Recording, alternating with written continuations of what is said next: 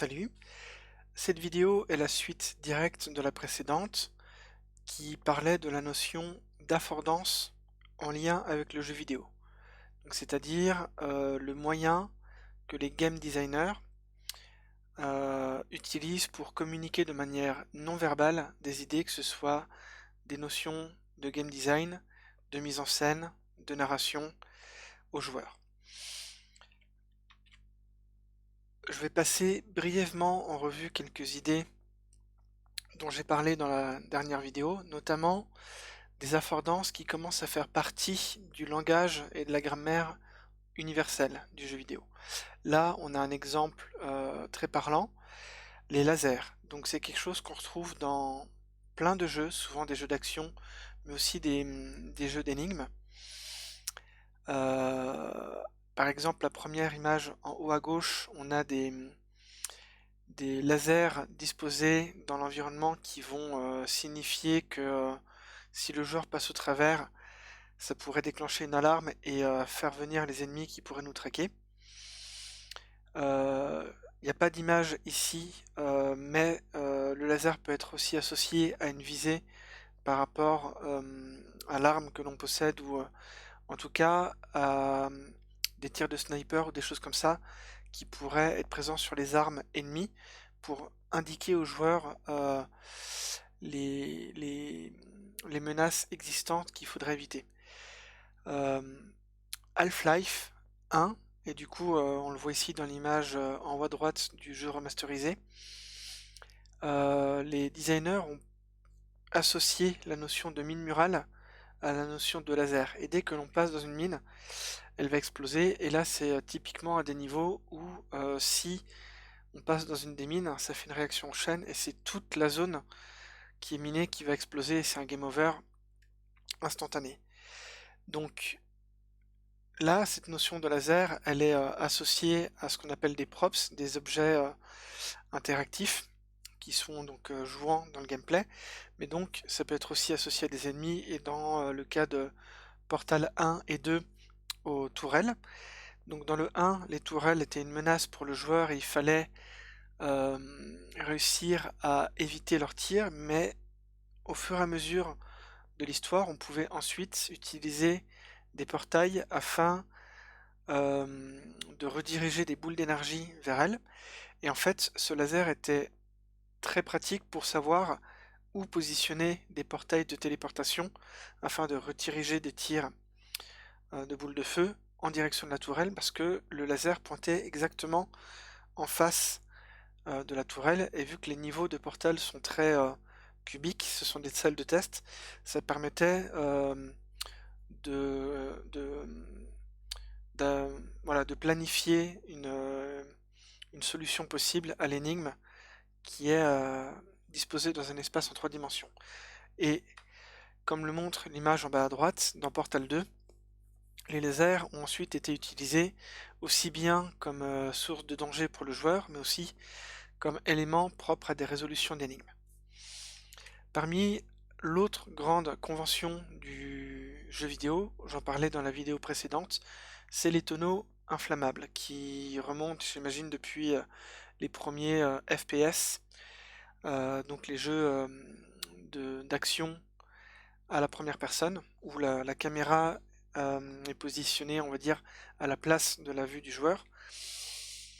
Dans l'image en haut à gauche, ce sont les tonneaux issus du jeu Half-Life 2, où on voit très clairement que les tonneaux enflammables sont ceux de couleur rouge, et par contraste, ils ont en plus associé un logo rouge sur fond blanc qui ressort bien par contraste. Et c'est vraiment une convention de jeux vidéo dont certains jeux se passent même de l'écriture flammable et peuvent même remplacer le logo du feu par une tête de mort ou carrément une cible, parce qu'en fait c'est clairement de ça dont il s'agit. C'est à la fois un logo mais aussi un élément visuel presque inconscient pour le joueur pour lui indiquer: si tu tires sur ce baril explosif, tu vas pouvoir le faire exploser proche de certains ennemis, et comme ça tu peux faciliter une évolution au sein des énigmes et des niveaux du jeu. Troisième convention, on va dire universelle, et il y en a plein d'autres, mais c'est vraiment pour l'exemple, c'est les niveaux de glace. Dans plein de jeux, on a des mondes de glace. Donc là, on voit Zelda, je vais dire Ocarina of Time, mais non, c'est A Link to the Past, Crash Bandicoot, Mario et The Legend of Zelda: The Wind Waker. Et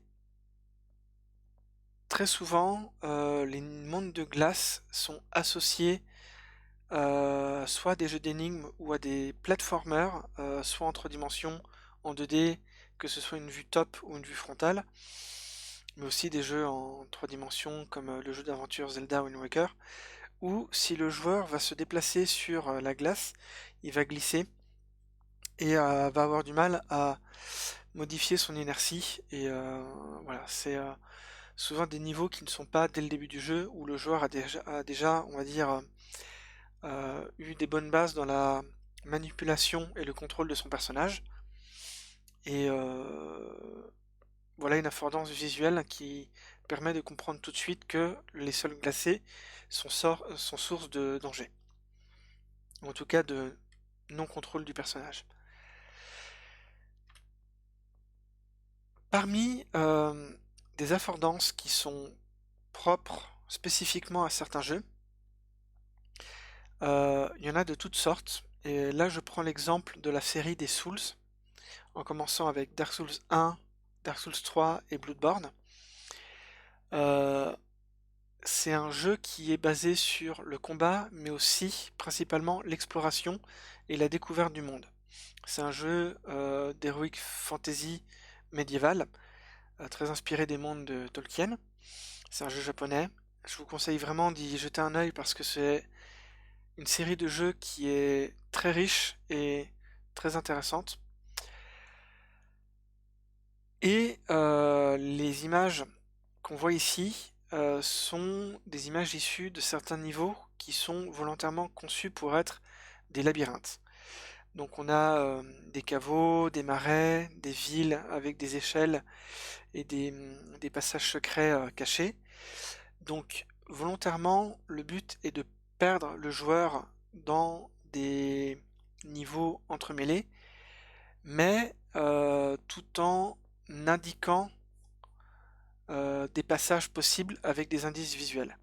Et un des moyens que Game Software a trouvé pour indiquer aux joueurs où se trouvent les échelles, c'est de créer systématiquement euh, une logique qui veut que une torche est toujours positionnée pas loin du départ d'une échelle.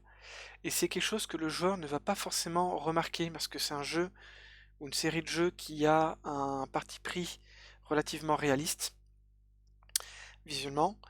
Donc il y a une profusion de détails et de matière, et souvent la matière et la teinte et la valeur des échelles se font avec l'environnement. Donc ça force le joueur à être attentif. Mais il y a quand même cette aide visuelle qui vient par contraste avoir des points de lumière aux endroits importants, notamment à côté des portes, des ponts, des échelles et des points d'intérêt qui pourraient permettre l'évolution de l'exploration. Ensuite, on a quelque chose qui est extrêmement connu, c'est Naughty Dog, qui est un studio américain très connu, qui est notamment célèbre pour la série des Uncharted et The Last of Us. Euh, Ils utilisent beaucoup l'idée des bandes blanches au sommet des plateformes ou en tout cas des zones d'accroche possibles pour le personnage. C'est un jeu à la troisième personne, la caméra est située derrière le personnage de Nathan Drake, qui est une espèce de Indiana Jones. C'est un jeu d'aventure et d'exploration où on va explorer des différentes tombes, être à la recherche de trésors et ce genre de choses. Et donc, le personnage a des capacités de combat, mais un peu comme la série des Souls, il a aussi des grandes capacités de déplacement et d'exploration, et notamment d'escalade. Et vu que le but c'est d'être dans une notion de flow et de pas forcément être dans des énigmes compliquées pour le joueur, l'idée c'est d'avoir un certain degré de réalisme visuel, mais d'avoir une liberté en plus, on va dire, de gameplay, ou même si c'est pas forcément crédible, d'avoir comme des espèces de bandes blanches peintes au sommet de chaque point d'accroche. C'est quelque chose qui peut être justifié dans l'environnement, que ce soit des blocs naturels ou des architectures comme on peut le voir dans l'image. D'ailleurs, on voit ici notre copain le baril rouge, comme quoi il est vraiment partout. Et voilà. Et dans la série des Uncharted, c'est très souvent une convention d'avoir des bandes blanches, que ce soit le premier niveau du jeu ou le dernier, donc c'est vraiment quelque chose de systémique. Et je crois que dans les The Last of Us, notamment le 2, cette teinte peut évoluer, mais c'est souvent soit du jaune, soit du blanc, et c'est très souvent une teinte claire sur fond gris ou sombre, pour que même les daltoniens puissent la repérer du premier coup d'œil. Euh, un jeu un petit peu plus vieux que la série des Uncharted, c'est la série des Half-Life, qui je pense a été aussi une grande source d'inspiration pour les Naughty Dog, notamment pour cette notion de narration environnementale. Euh, alors, par narration environnementale, ça peut être des choses très simples, c'est pas forcément des choses qui vont raconter des grands secrets sur la logique du monde et du world building, ça peut être le cas. Un des jeux qui découle de la philosophie des Half-Life, c'est les Dishonored. Ils font ça très bien. Ils ont vraiment poussé cette narration environnementale très très loin dans l'architecture, les props, dans des récits cachés. Mais c'est vraiment Half-Life qui a commencé à poser les jalons de ses intentions de game design et de level design. Et donc dans la première image ici, euh, c'est un des niveaux qui a surpris plus d'un joueur, puisque Half-Life est un jeu d'action-aventure de science-fiction dans un monde dystopique où on vient se battre contre une sorte de dictature imposée par des extraterrestres. Euh, et ce niveau-là était une surprise puisqu'en fait le jeu change radicalement d'ambiance et c'est le niveau de Ravenholm qui est très horrifique avec des zombies, ce genre de choses. Et là, le joueur, après des phases d'action et de combat contre des zombies, arrive ici et se retrouve face à un mur électrifié et il doit trouver l'entrée dans une maison euh, aux alentours pour couper le courant électrique et pouvoir continuer sa progression. Et plutôt que de mettre un personnage non joueur, un PNJ qui va nous dire hey, fais attention à à cette barrière, ou alors ils auraient pu mettre un panneau attention électricité. Non, les mecs n'ont pas cherché forcément la subtilité, mais ils ont mis un cadavre accroché à la barrière qui s'électrocute par intermittence. Donc le message est clair, mais au moins ça ne brise pas le flow de l'expérience de jeu. Et c'est une prolongation directe de ce qu'ils ont commencé à mettre dans les systèmes d'animation de Half-Life 1, où en fait il n'y avait pas de coupure de cinématique. Toutes les animations des personnages et les dialogues étaient joués en temps réel, avec des animations en temps réel. Donc c'était une vraie nouveauté pour l'époque. Dans cette image-là, on voit, c'est très souvent qu'il y a le logo du signe du jeu, d'Half-Life, qui est un sigle scientifique qui correspond à... C'est en lien avec l'univers du jeu par rapport au monde parallèle et tout. Et ce sigle-là, en fait, c'est le symbole de la résistance. Et dès qu'on trouve ce symbole, ça veut dire qu'il y a forcément un secret caché quelque part et des ressources alternatives et optionnelles laissées pour le joueur. Donc c'est vraiment des ressources qui sont mises à des points clés en termes de gameplay quand le joueur a fini des grosses phases d'action, mais il le justifie dans le monde comme si c'était des petits points relais ou des zones un peu cachées pour les résistants. Et les deux dernières images ici sont en lien avec quelque chose que fait très bien le Half-Life, à savoir la notion pas à pas d'idée de gameplay.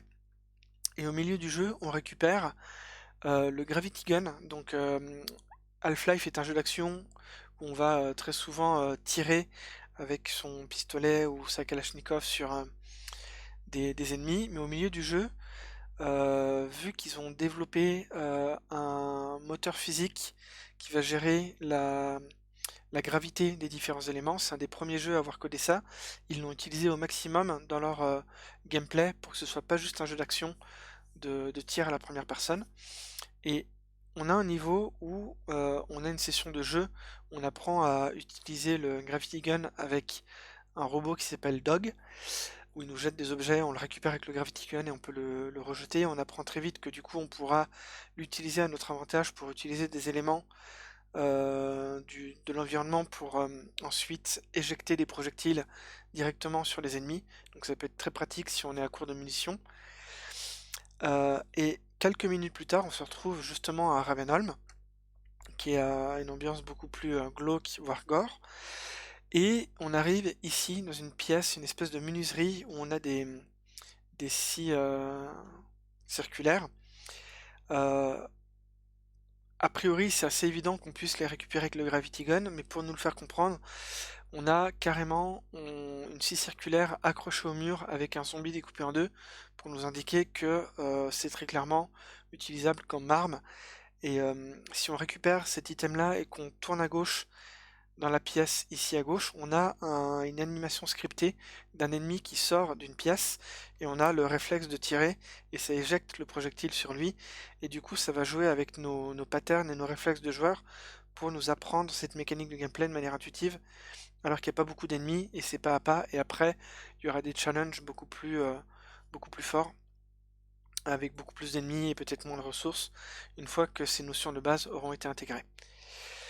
Donc, euh, donc voilà, je pense que ça fait déjà pas mal d'exemples, on va dire, d'idées universelles de la sémantique du jeu vidéo et aussi des exemples euh, propres à certains jeux que des développeurs ont développés afin de raconter spécifiquement leur histoire au travers d'un gameplay.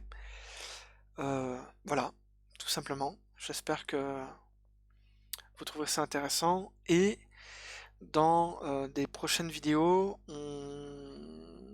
je ferai des analyses soit d'introduction de jeux, soit des jeux que je trouve très intéressants qui ont justement cette intention d'apprendre des notions de gameplay spécifiques aux joueurs en y allant pas à pas et en jouant sur les attentes et la surprise que peuvent avoir ces nouvelles mécaniques de gameplay apprises. Voilà, en passant par le visuel et l'affordance et ce genre de choses. Voilà, à la prochaine.